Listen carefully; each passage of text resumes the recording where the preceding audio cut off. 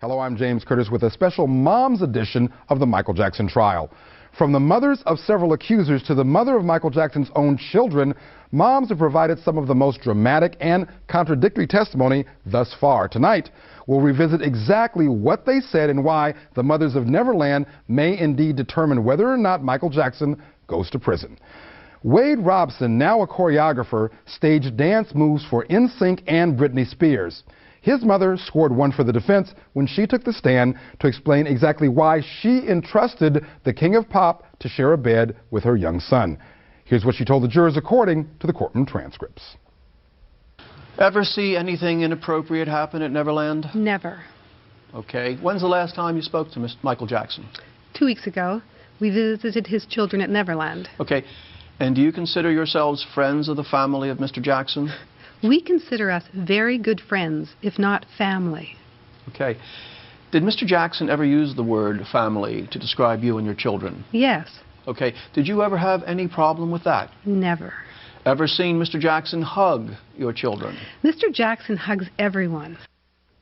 On cross-examination, District Attorney Tom Snedden questions whether or not this mom knew exactly where her children were sleeping at Neverland. Now, did you know that your son and daughter spent the night with Mr. Jackson in his bed? They did not. They did not? They slept on the mezzanine level. That's your belief? That's what they had told me. So that if your son testified here in trial yesterday that he slept in the same bed with Michael Jackson with his sister, that would be inconsistent with what he told you before? That was the second night. I'm asking you the first night. Well, that's what I've been told by my daughter and my son was the first night they slept on the mezzanine level. Next, a well-meaning mother or a stereotypical stage mom. You weren't thinking that Mr. Jackson could help propel your son in an entertainment career? That was not my motive. I'm not trying to Yes, you are. demean your motives. No, I'm not, ma'am. I'm asking a simple question. Did you, in your mind, think that by having a friendship and a connection with Mr. Jackson, that could help promote your son's career? I can't answer that because I don't think that you're trying to make me say that was my basis for our friendship, and that's not true. Move to strike as non-responsive. Stricken. As the testimony continues, Joy Robson recalls a discussion that she had with another Neverland mom named June. Her son was at the heart of the 1993 case, which never went to trial. Okay. Do you recall a conversation in which you told June that someday Jordan was going to be replaced by another one of Michael Jackson's friends? Yes. And you referred to these people as special friends, correct? Well, according to my transcript, yes. You don't ever remember using that phrase now? No. But you did use it in your transcript back in 1993? Yes. And in a conversation you told June that with these special friends, that when Mr. Jackson moves on to the next special friend, that it has a tremendous emotional impact on the children when they're no longer the favorite, correct? As does everybody when they lose a friend. Now, defense attorney Tom Mesereau gets 3 final questions. Did you ever lose your trust in Michael Jackson during any point in time that your son was with him? Never. Did Mr. Jackson ever do anything that made you suspicious about his behavior toward your son, Wade? Never. Did Mr. Jackson ever do anything that made you suspicious about his behavior toward your daughter? Never. As we continue, a former Jackson housekeeper whose son played at Neverland recalls a play date involving Michael and an underage guest who she believes was Joy Robson. Okay, tell us what you heard when you first walked in the room. Laughing. Okay. And playing around. Okay, and what did you do? I came in and first I thought that they were playing in the bathtub, jacuzzi, and I didn't see them. And then I thought they were outside, playing outside the house. I mean, in his garden. And I walked and they were in the shower. And what did you see?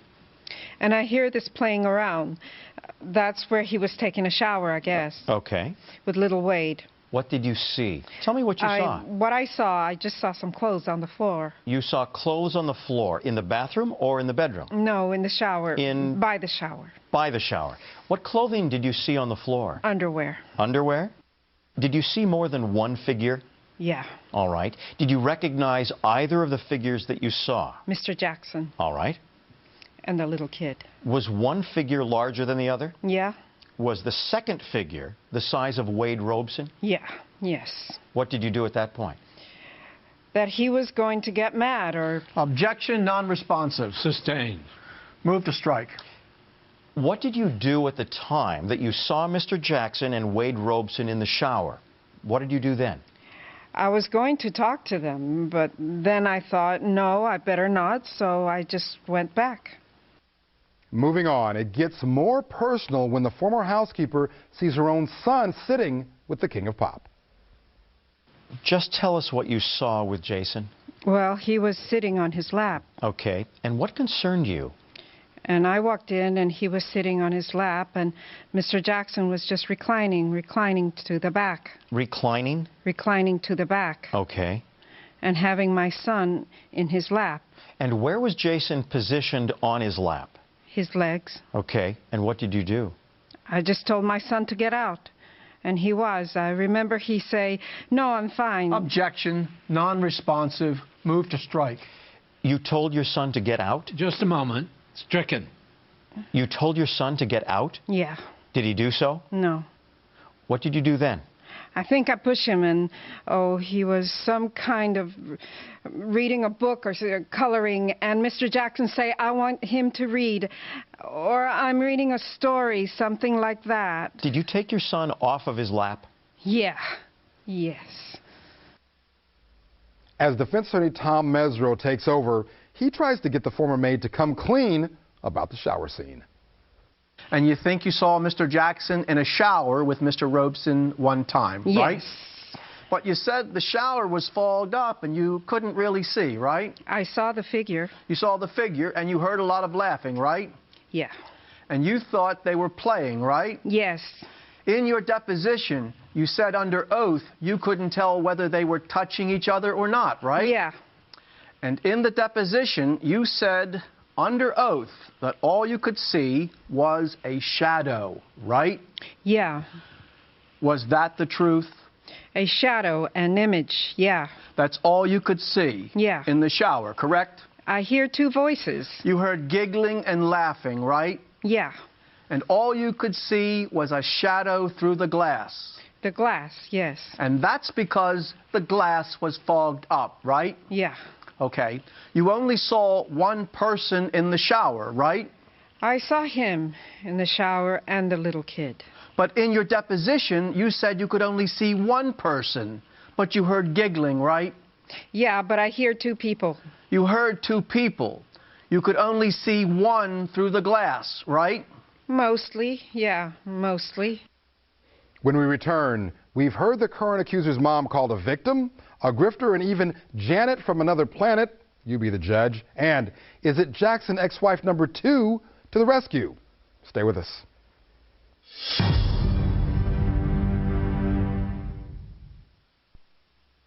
The reenactments and commentary in this program may contain frank talk of a sexual nature. Viewer discretion is advised.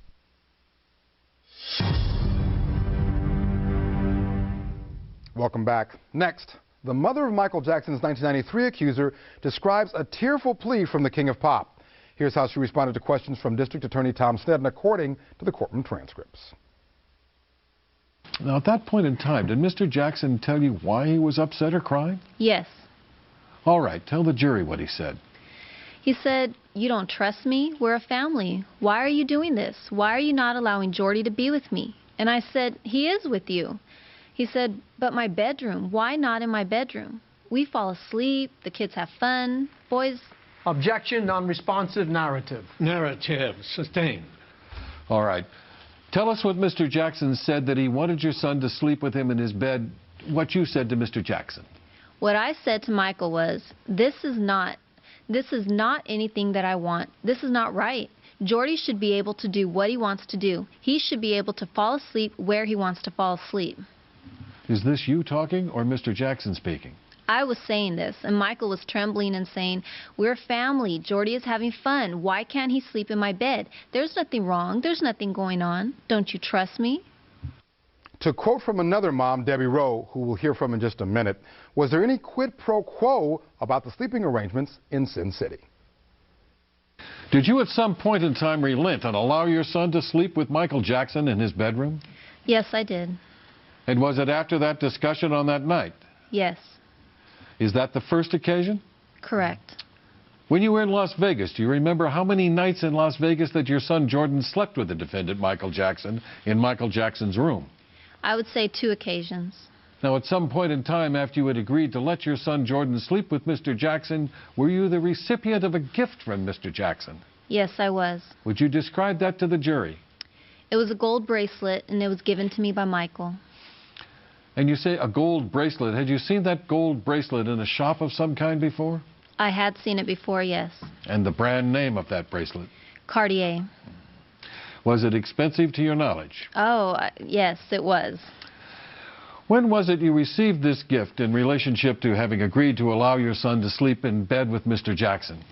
I think it was the next evening when we were attending a show, a magic show by David Copperfield. Next, Michael makes himself at home.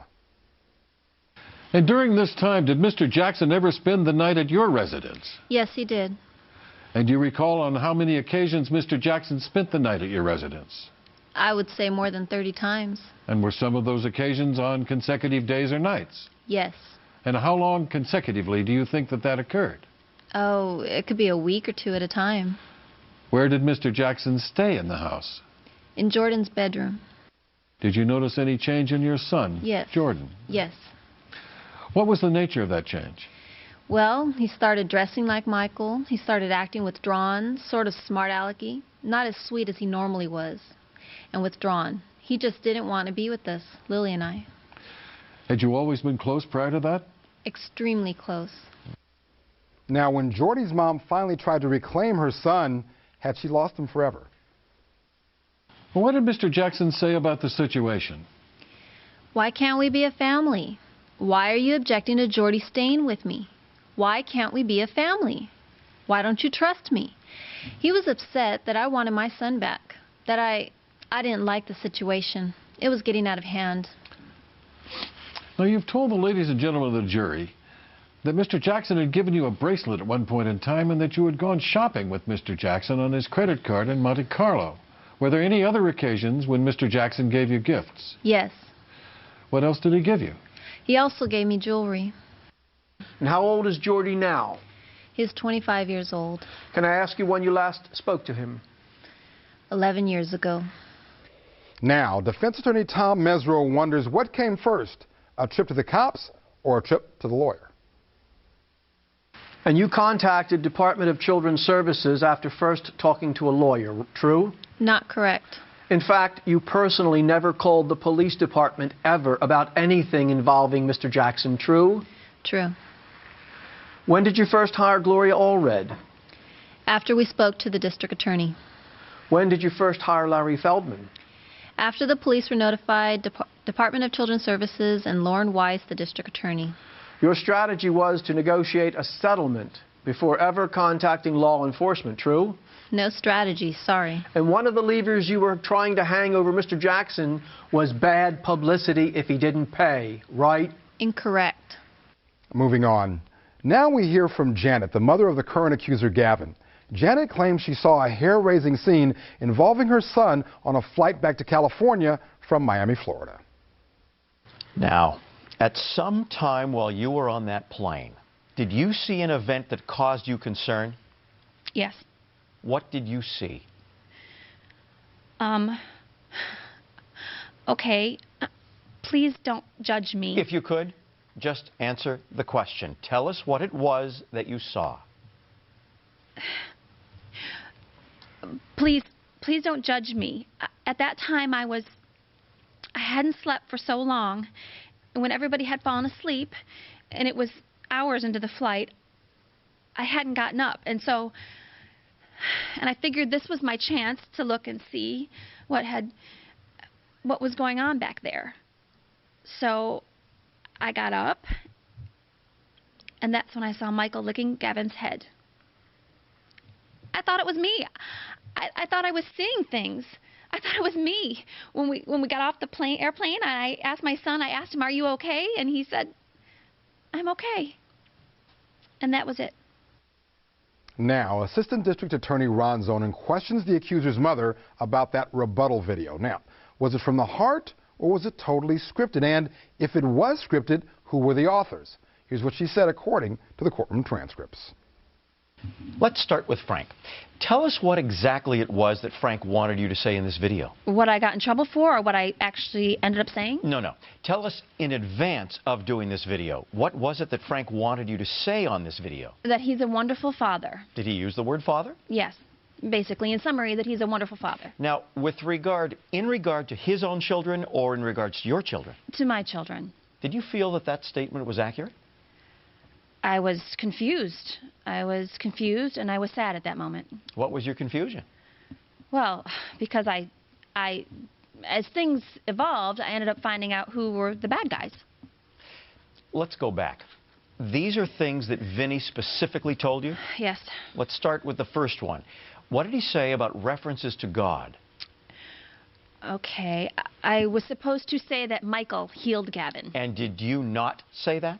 I did not say it exactly like they wanted me to. Instead, I said, Dieter had also presented to me to say, via God's grace. Because I was so, no, it's God who healed Gavin and not Michael healed Gavin. God did. And so then I was supposed to say that sentence plus that, them. Now, if your kid stayed at a strange place for the first time, would you go to bed without knowing where they would sleep? So, as far as you know, the first night you were there, your sons were staying somewhere in the main house, but you didn't know where, right? This is correct. And you assumed that David knew where. Is that correct? I assumed that children stay with children. That's what I assumed. Did you see your sons the next day? Yes. Did you ask them where they had stayed that evening? No, I didn't. They had told me that they had played, and that was good. Did you then stay at Neverland a second night? I think so, yes. Yes.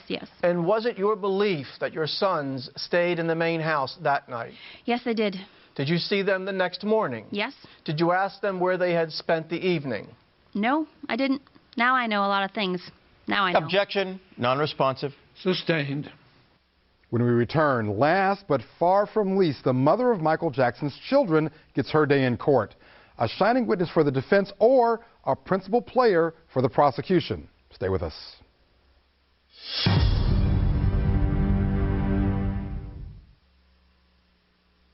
The reenactments and commentary in this program may contain frank talk of a sexual nature. Viewer discretion is advised.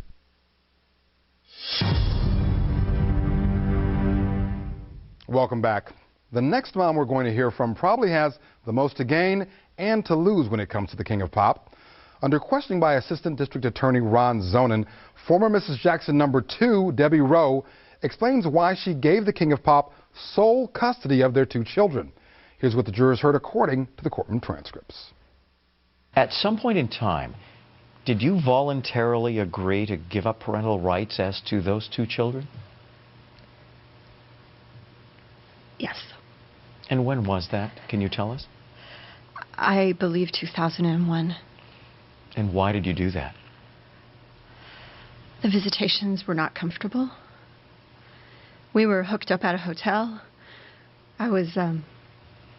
When I would bring things to do, finger painting, coloring, or whatever, the nanny was always very concerned with the children getting dirty. I would bring T-shirts or something to put over their clothes. And the environment was very sterile. It wasn't a quality relationship. At some point in time, when was the last time that you saw the 2 children? 2.5, 3 years ago. I'm not sure. I don't remember the dates. So, was it Michael or was it his associates who kept Debbie Rowe from seeing her kids? Here's how she explained it according to the courtroom transcripts. Who do you believe is responsible for your not being able to see the children? Objection. Relevance foundation. Overruled. You can answer the question. He's their father. Ultimately, it's his decision. I don't want to believe that. I want to believe that it's other people. I want to believe it's Mark Schaffel threatening him that I want to take the children. Things like that. Next, Rowe tells defense attorney Tom Mesereau about Michael Jackson's different personalities. In that interview, what kind of a person did you say Michael was? Generous, to a fault, giving, and kind. Anything else do you recall saying? Good father, great with kids, put other people ahead of him, things like that. If you can, do you remember anything else you said about Michael? He's a brilliant businessman. There's different Michaels. There's like my Michael.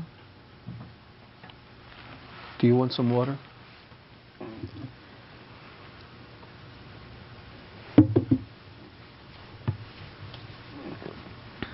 And the Michael that everyone else sees.